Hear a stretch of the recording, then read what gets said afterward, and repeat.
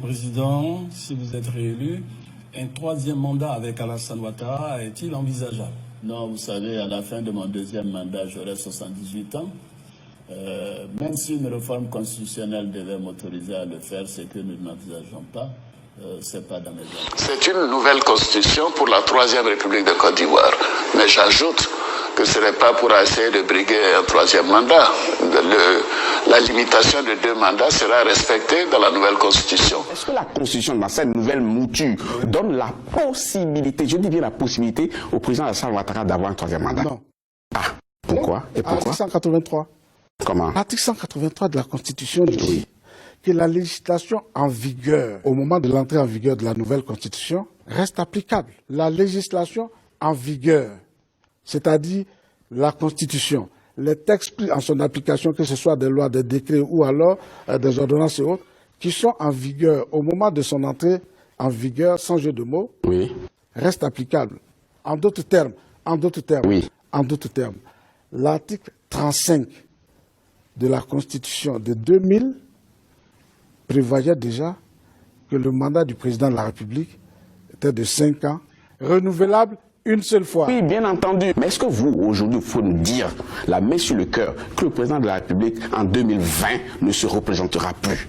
Mais que valent ma main et mon cœur par rapport à la main et le cœur du président de la République, qui a mis déjà la main sur le cœur pour dire que je ne serai pas candidat. Vous savez quoi, M. Bakongo, on a entendu des hommes et pas des moindres s'asseoir juste là, sur votre fauteuil-là, prendre le même engagement. C'est pourquoi je veux vous prendre à témoin, avec tous les téléspectateurs d'Africa 24 en 2020, ce sera quelque chose. Le président de la République, Alassane Ouattara, n'a pas pris seulement Africa 24 à témoin, a pris toute la presse internationale à témoin de sa volonté de ne pas se présenter à l'élection de 2020.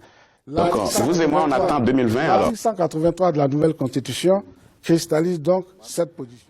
Le président de la République respecte quand même, il est le garant de la légalité constitutionnelle. La Constitution actuelle lui interdit de se présenter une troisième fois. La Constitution actuelle. La Constitution actuelle lui interdit de se présenter une troisième fois. Mais il ne faut pas considérer que la nouvelle Constitution va balayer tous les effets de l'ancienne Constitution. Jamais, c'est pas comme ça. Sinon, ce serait le chaos. C'est ça la clarification. C'est-à-dire un texte qui arrive, il balaye les effets du texte précédent. Non. Quand on parle de clarification, c'est ça. Mais le président l'a dit. Il faut rassurer. Mais il a dit qu'il ne se présentera plus. Mais vous voulez qu'on rassure comment? La nouvelle Constitution, c'est clair. En fait, vous subodorez que le président de la République entend être candidat en 2020.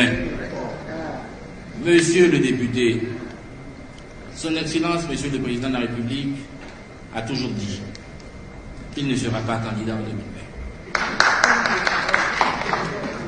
C'est un homme de parole. Et je tiens à vous rappeler, je pourrais vous démontrer comment il lui sera impossible d'être candidat en 2020. Et vous savez, tous les exemples que vous avez pris, tous les pays dans lesquels les chefs d'État ont entendu se maintenir au pouvoir ont fait la réforme constitutionnelle avant les élections. Avant les élections. On fait la réforme constitutionnelle avant les élections, pas après. On fait sauter le verrou avant et on va aux élections. Et donc, je peux vous rassurer, je ne vais pas trahir ou bien violer la règle dictée par le député Seraka en cherchant à vous démontrer techniquement et juridiquement pourquoi cela est impossible. Mais je peux vous rassurer, monsieur le député, cela n'est pas vrai.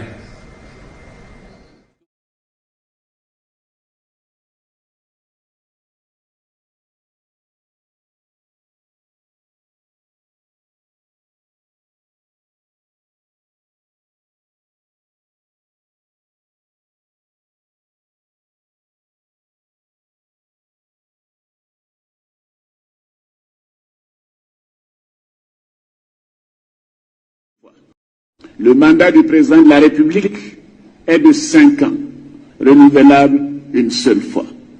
Et je me répète, le mandat du président de la République est de 5 ans, renouvelable une seule fois.